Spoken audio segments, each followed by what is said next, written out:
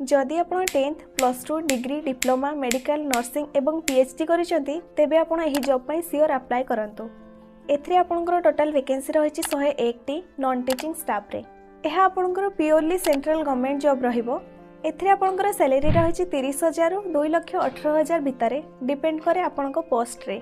Different type रो post रहिछि जेमिति medical officer, MTS, counsellor, engineer, nurse, accountant एही बडी आपणकर अनेक सब पोस्ट रहिछि।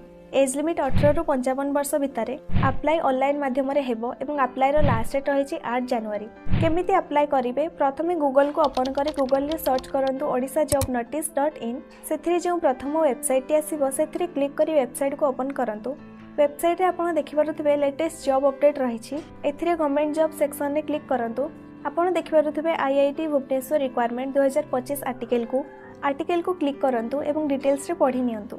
आर्टिकल रो इंपोर्टेंट लिंक सेक्शन रे जाई आपण नोटिफिकेशन पीडीएफ एवं अप्लाई लिंक डाउनलोड करि परिबे एवं सेथिरे क्लिक करी आपण डायरेक्ट अप्लाई मध्य करि परिबे। पीडीएफ एवं अप्लाई लिंक आम व्हाट्सएप एवं टेलीग्राम चैनल रे रहिछि, जॉइन करी डाउनलोड करि परिबे।